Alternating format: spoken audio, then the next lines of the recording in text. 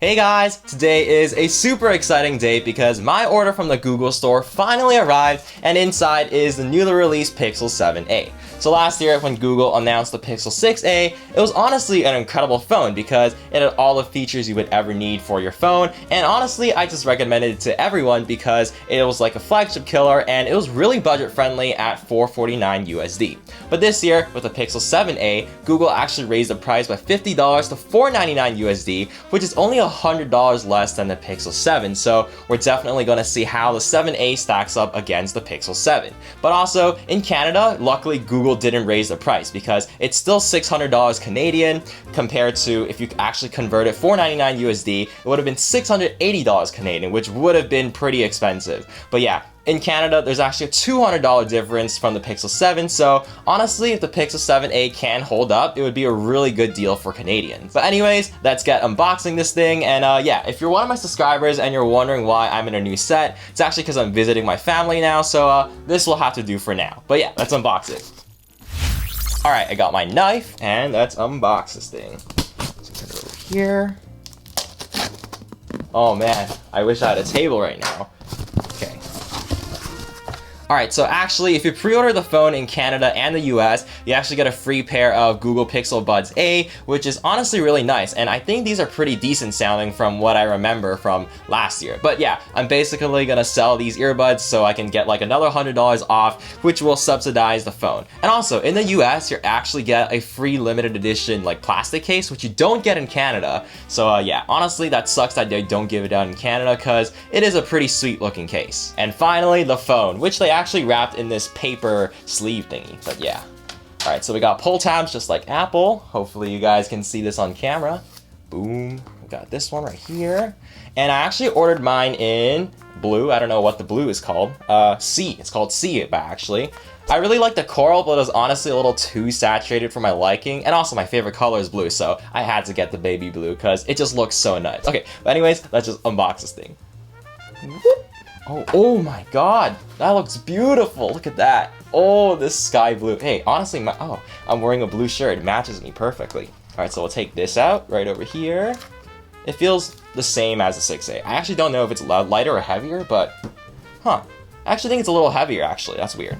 So inside we got the USB A to C adapter, which is good if you want to transfer all your old data from your old phone into the new phone. And then we just got your standard USB-C cable. And in here, I assume is going to be like, oh yeah, the SIM ejector tool and probably some random manuals. But I'm actually going to go get my other phone, my other Android phone, and take the SIM card out of that so I can put it into the 7a. All right, so I'm taking the SIM out of my Z Flip 4, which was my Android phone of choice in my pocket right now. But gotta do what I gotta do and switch it to the Pixel 7 for, at least a month because I generally like to test Android devices for at least a month before I even try to do the review, because if you don't live with, if like the reviewers who do like reviews in like just 1 week of using the device, honestly man, you're not gonna get the full experience. So I definitely want to be honest and transparent to you guys. And I don't know if you guys can see, but I am using a 5G SIM card from Rogers. So honestly, 5G really takes a hit on battery life for all the phones I've tested, so we're definitely going to see how the Pixel 7a fares with that. And in you go. Alright, SIM card is in and we can finally take off the paper screen protector. Hopefully you guys could hear that, but woo! Okay, the bezels are pretty thick still compared to the Pixel 7, but I really like the 6.1 in size because honestly, it's just lighter and less bulky to hold compared to the Pixel 7, which is really nice. So I'm gonna power this on and then I'm just gonna talk a little bit more about the phone and what's different from the Pixel 6a. Alright, I'm gonna go set up this phone after the video, but I really quickly just wanted to go over some of the differences between this and the 6a and also the 7. So the design this year is basically the same thing as the Pixel 6, except we get the newly redesigned camera bar just like the Pixel 7. So, on the old Pixel 6 and 6a, you had this glass covered camera bar, which looks pretty good. But this year, I really like how they covered that whole thing in aluminum and only left a cutout for the 2 camera lenses. I really think that looks really elegant, and honestly, it just looks better in my opinion. But also, yeah, this phone is made out of plastic just like the Pixel 6a, and new this year is actually wireless charging, so I'm glad they managed to figure that out with a plastic back.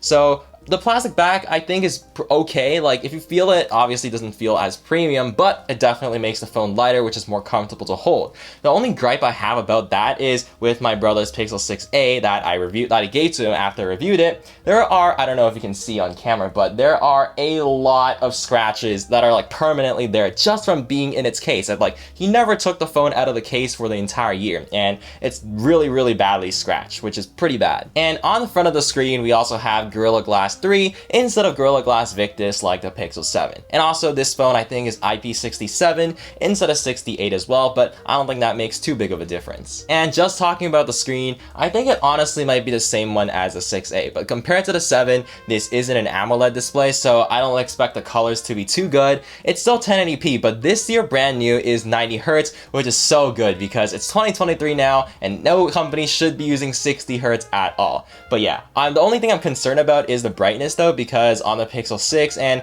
if I recall correctly on the Pixel 6a, the brightness was definitely a bit of an issue for me, especially during harsh sunlight, so I'm definitely going to have to test that one out as well. I just realized I also have the Pixel 7 with me right now, but as for the internals, both of these phones actually match because Google upgraded the Tensor chip in this to the new G2 variant that's also on the Pixel 7, and I'm really glad that Google also upgraded the RAM to 8GB to match the Pixel 7 because honestly 6GB in 2023 might be a little limiting in the fact that you might have to restart your apps more often. And as for battery capacity, this actually has a 4385 mAh battery, which is actually 30 mAh more than the Pixel 7, which is honestly a good thing because with the 6.1 inch screen on this one compared to the more battery eating 6.3 inch screen on the Pixel 7, we actually might see a little bit of a battery improvement on the Pixel 7a, which would be great. And if you basically take into account the experience I had with the Pixel 7, this should definitely last you all day and then some, which would be honestly great. And lastly, about the cameras, one thing they surprised me with is they actually upgraded the camera from the 6a to a new 64 megapixel sensor,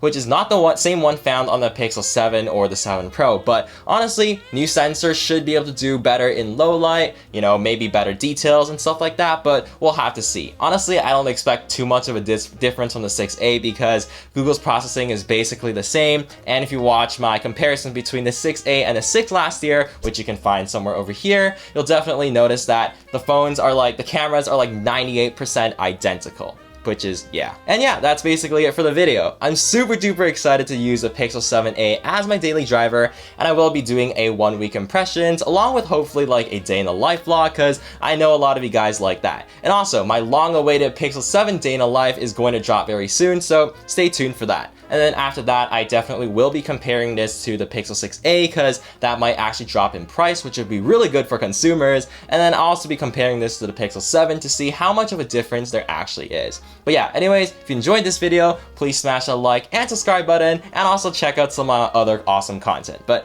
anyways, have a good one and I'll see you guys in the next one.